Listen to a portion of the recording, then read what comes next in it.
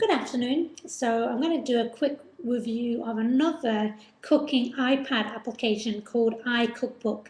The marketing team contacted me to see if I would review it.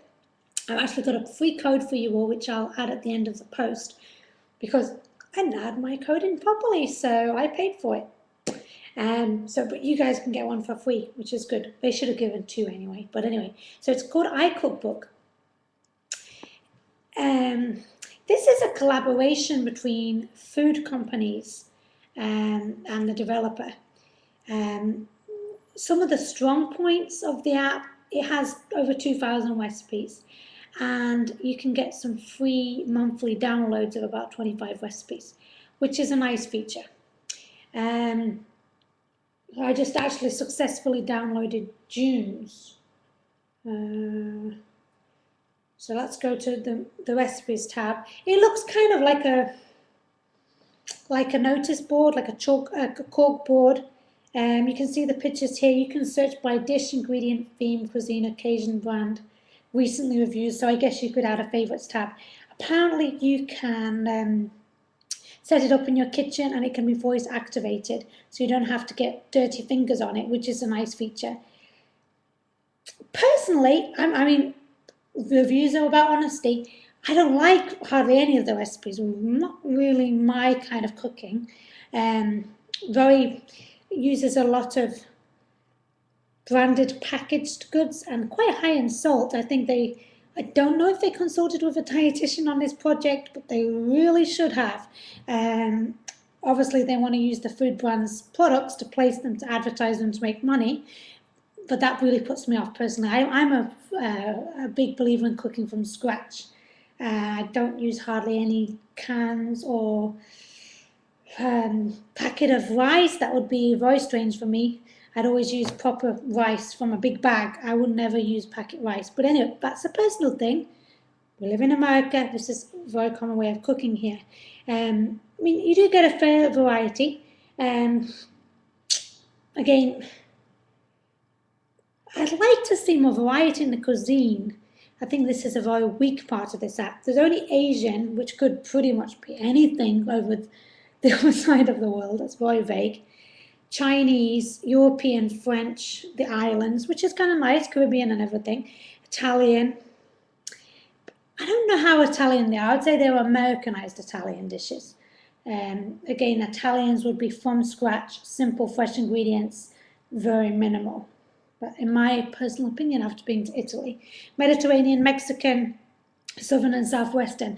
So it would be stronger on the American cuisine, I would say, which is good for the American market. You're going to see more familiar foods growing up in this country.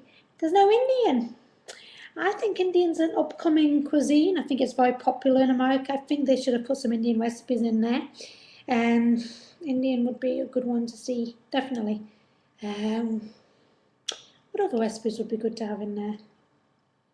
Maybe some South American, Argentinian, Colombian. I mean, there's a lot of South Americans living in America. That could be fun too. African, there could be more variety in that.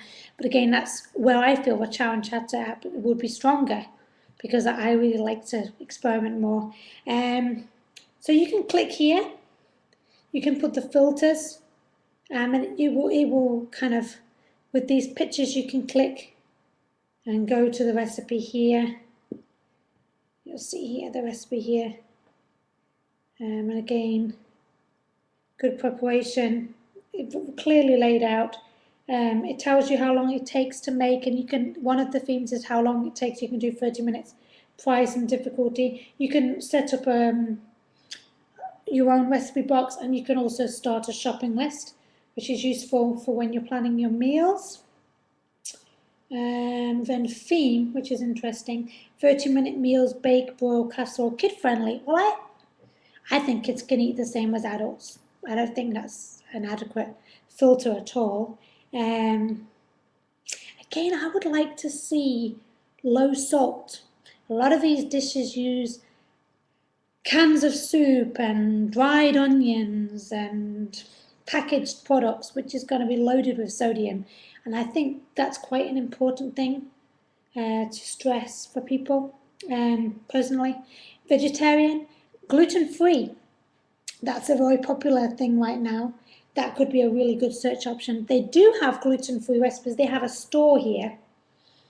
I mean, obviously, this is a money-making thing. And actually, being brutally honest, I think this app should be free because of the branding and the fact that it will probably encourage consumers to go and buy those brands to make these dishes. I think they'll make their money on the back end there. I don't think it should be $5, maybe $1.99, $1.99. Again, personal opinion.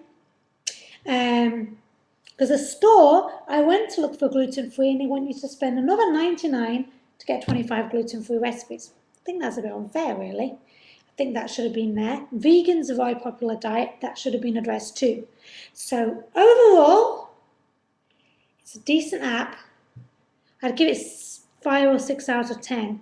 But you're asking me, who's a very cook from scratch farmer's market,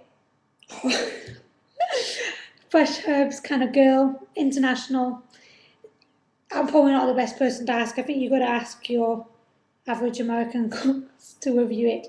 Definitely, if you're going to do revisions, consult a registered dietitian and really work on health value of these as well. Because I am a registered dietitian. I would probably say that the fine cooking app, Cook Fresh, would be stronger on a health point of view than this one. I would recommend it. But I do like the fact that they do give you more recipes.